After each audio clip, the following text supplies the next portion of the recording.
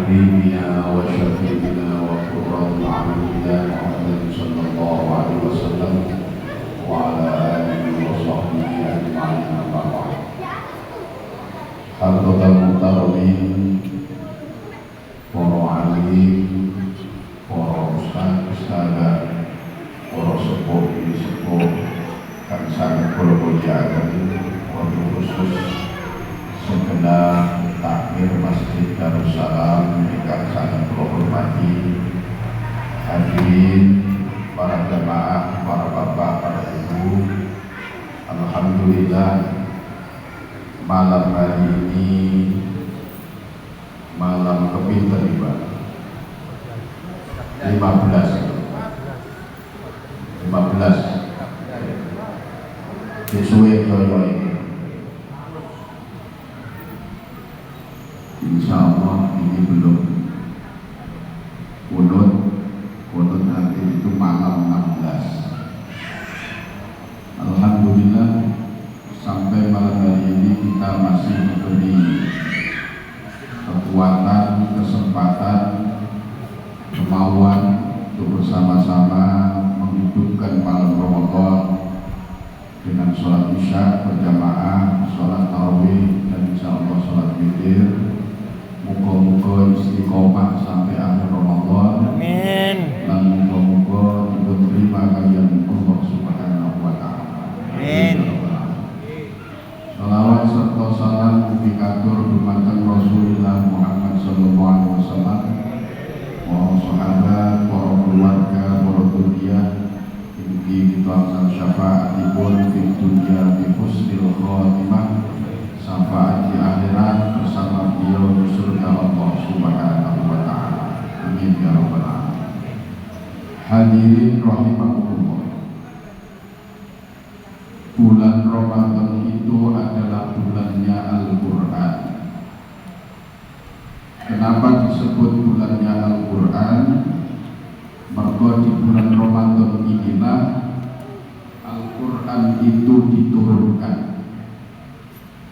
Sing ngarani bulan Ramadan ini bulannya Quran, niku Al-Quran piyambak.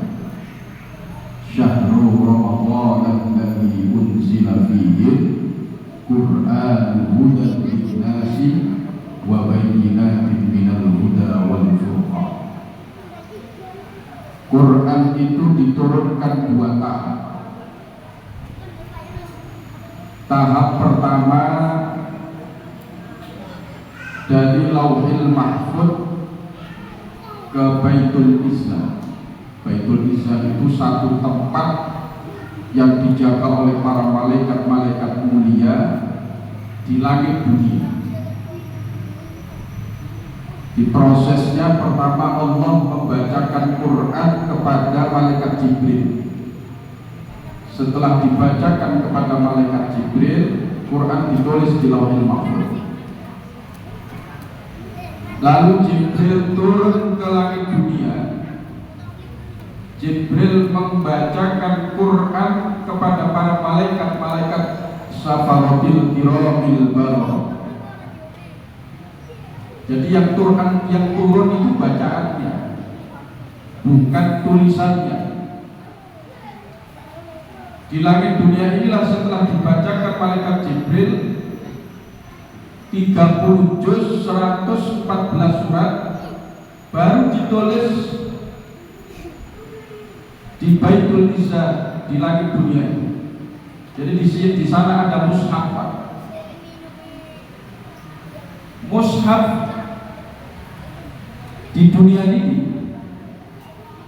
Lek kula sampai takut kenapa susunannya itu seperti ini.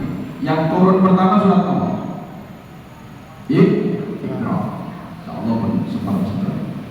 Tapi mengapa tulisan di Quran itu bukan Iqra dulu? Kok Iqra paribatan surat Al-Mudassir, ya ayyuhal mudassir qum fa'anzir wa rabbaka fakabbir. Kok tidak sesuai dengan urutan turunnya Quran? Quran itu disusun berdasarkan susunan Quran yang ada di langit pertama, yaitu langit Quran yang dijaga oleh para malaikat Safarah Kiramil Bararah. Quran yang ada di sana susunannya sesuai dengan Quran yang ada di Lauhil Mahfuz. Setelah malaikat Jibril membacakan kepada para malaikat, ditulis di mushaf di langit pertama itu, baru malaikat Jibril turun kepada Rasulullah membacakan Quran kepada Rasulullah secara bertahap selama 2 bulan lebih, 23 tahun, 13 tahun di Makkah dan 10 tahun di Madinah. Lalu Quran itu disusun atas instruksi Rasulullah kepada para sahabat, disesuaikan dengan Quran yang ada di langit pertama. Karena itu bulan Ramadan ini disebut dengan bulannya Quran. Kalau dulu itu bulan turunnya Quran, tapi setelah itu bulan Ramadan itu adalah bulan untuk memperbanyak membaca Al-Quran. Makanya para sahabat, para tabi'in itu kalau sudah waktunya bulan Ramadan ini, Masya Allah, mereka startnya bukan hanya dari Ramadan, tapi sejak bulan Sya'ban mereka sudah memulai. Imam Syafi'i itu punya target, kalau bulan Ramadan satu hari, tiap hari Imam Syafi'i itu hatam dua kali. Ibu Syafi'i dia, Syafi'i ini. Imam Hanafi itu targetnya satu bulan pokoknya hatam 60 kali. Hanafi oleh Hanafi berkata, jadi Imam Hanafi berdiri mazhab Hanafi. Ada lagi Imam Nakhai, rodok standarnya rodok rendah sedikit. Imam Nakhai itu kalau Ramadan tiap 3 bulan, tiap 3 hari hatam, tiap 3 hari hatam. Masuk 10 hari yang terakhir, Imam Nakhai itu menghatamkan tiap 2 hari sekali. Lek kalau sampai niru gak kira iso, yakin gak kira iso. Wong sing hafal Quran mawon ngatamno sedina ping 2 mboten napa malih sing mboten. Tapi minimal kula sampai punya target, Pak. Dalam Ramadan ini lek sakit kula sampai hatam. Pun tadi hatam. Dan saya pun tadi hatam. Beres. Insyaallah hatam berbuat. Alon-alon napa wae. Sesuk hatam. Quran itu paling kandel. Quran itu paling kandel dari berbagai macam cetakan. Niku kalau tinggali 600 halaman. 600 halaman. Kalau kita mau menarget, satu hari tiap selesai sholat fardu 2 lembar, Pak. 2 lembar itu berarti pinten halaman? 4 halaman lagi. Berarti setiap sholat 2 lembar dalam satu hari kali 5 20 halaman. 20 halaman pas sabulan hatam. Sabulan hatam. Lek jenengan sik nambahi bengi maca manut sholat duha di maca gak sampai sabulan hatam. Masya Allah. Mari bulan Ramadan ini kita hidupkan untuk membaca Al-Quran. Dawuh Kanjeng Nabi yang luar biasa. Iddakhiru li buyutikum nasiban minal Quran. Bagiono omahmu itu, perhatikan Kanjeng. Berilah bagian rumahmu itu bacaan dari sebagian bacaan dari Al-Quran. Lo sampai lek maca Quran pun di masjid tok. Terutama di rumah kita juga baca Quran. Kenapa? Kata Rasulullah, fa innal baital ladzi quri'a fihi anasa ala ahli. Rumah yang dibacakan Quran anasa ala ahli, pertama rasakan di Nabi, akan membuat tentram, akan membuat ketenangan batin seluruh penghuni rumah. Termoman itu buat di makro-makro, fasilitasnya lengkap, AC-nya lengkap, tempat duduknya sofa sempurna, omayo jembat, tapi barang melepuh ini gak kerasa, sumpah hati. Akhirnya senangannya malah sobo warung, omaya api itu sobo dewa, gak ada kerasa lagi. Kenapa? Aura Qurannya tidak ada, sehingga tidak membuat tenang penghuni. Oma masuk gapate api, yo gapate gede, fasilitasnya gapate lengkap, kipas angin bolak balik rusak. Tapi saudara itu tenang batin pulau sampai kerasan menggoni oma. Mergo temriku enten aura, bukan aura kasih ya, aura Al-Qur'an. Apa ya aura kasih? Aura Quran itu akan menyebar ke seluruh penjuru rumah kita, dan itu akan membuat nyaman suasana batin pulau sampai. Lek hatinya tentrem, hatinya yuk penghuni rumah itu gak bakal, gak gampang sumpah, gak gampang gegeran hati. Lek hatinya penghuni rumah itu sumpah, ayo delok omah sumpah, delok bojo sumpah, delok anak sumpah, wakil dilu-dilu geger mau. Ini yang pertama terus pun Kanjeng Nabi, rumah yang dibacakan Al-Quran anasa ala wa kathura khairuhu. Nomor kali terus Kanjeng Nabi, rumah itu akan banyak kebaikan, diberkahi oleh Allah Subhanahu wa ta'ala. Dulu Pak, ada sahabat ini wadul dengan Nabi Muhammad sallallahu alaihi wasallam. Ya Rasulullah, kula niki usaha apa mawon boten dadi. Dodol lombok yo bangkrut. Buka peracangan yo gak pakai payu. Pokoknya ekonomi ruwet. Usaha apa mawon yo gak jalan, malah dibujuk uang. Terus pun di Kanjeng Nabi, kali Kanjeng Nabi diijazahi, ini lazim dengan tambahan saya. Kanjeng Nabi diijazahi, lek awak mlebu omah ulu wasal.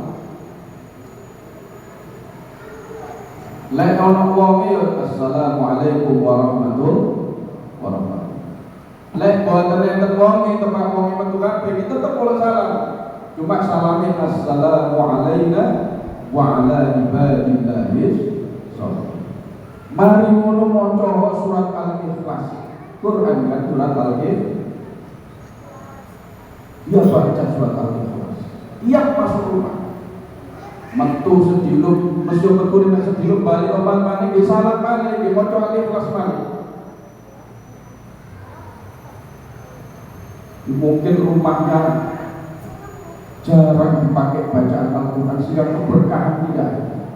Setelah mengamalkan amalan Rasulullah itu, yang masuk rumah maca Al-Ikhlas, maca Al-Ikhlas kula biasa kula waos tidur. Sebab dawuh Kanjeng Nabi wa qul huwallahu ahad thuluthul Quran. Qul huwallahu ahad iku separone Quran. Dadi lek maca ping 3 padha karo khatam nomor idza sulsilat nisful Quran. Surat Idza Zulzilat itu, Idza Zulzilatil Ardu Zilzalaha, itu separuhnya Al-Quran pahalanya. Wa qul ya ayyuhal kafirun rubu'ul Quran. Surat Al-Kafirun itu seperempatnya Al-Quran. Sampai lihat kocok qul ya ayyuhal kafirun ping 4, pahalanya sama dengan menghatamkan Al-Quran. Biasanya kalau mau itu dulu masuk rumah salam mau dulu itu. Selang beberapa waktu kemudian, entah berapa bulan, ya, entah berapa minggu, sahabat ini sowan kembali kepada Rasulullah. Ditangkleti kali kanjeng Nabi, ya apa saya ini keadaanmu? Alhamdulillah kanjeng Nabi, griya kula dibarokahi kali Allah. Sakniki rezeki kula boten namung cukup kangge kula tok, tapi pun kula bagi-bagiaken tetangga-tetangga kula. Rezeki untuk dirinya sudah lebih, dia kemudian berbagi kepada tetangga. Ini pun ijazah dari Nabi Muhammad sallallahu alaihi wasallam. Tentu lain dengan ngecek dan kitab Khazinatul Asrar. Jadi rumah kalau dibacakan Quran yang kedua, wa kathura khairuhu, sing nomor 3 ini luar biasa. Wa kana sukanuhu mu'minil jinni, sing manggon nang omahku hanyalah jin-jin yang muslim. Rumah apa yang jin enten, tiap rumah kula sampai itu digoni bangsa lain juga. Kok boten ketok, alhamdulillah sampai boten ketok, ketok paling seturu sampai. Boten kerasa nang omah.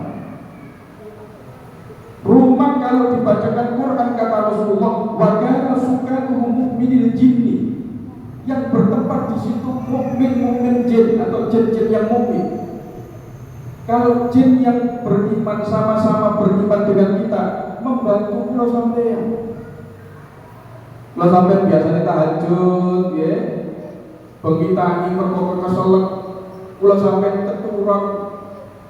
Bengi gak tangi moro-moro kaya wis buka. Nggih, tahan. Delok wong iki. Nggih niku dulur-dulur kula sampeyan sing manggon ten griya kula sampeyan. Loh, di rumah kita namanya ada yang menghuni. Kalau kita buka pakaian bagaimana? Apa mereka tidak tahu? Yo ketok. Nggih ketok.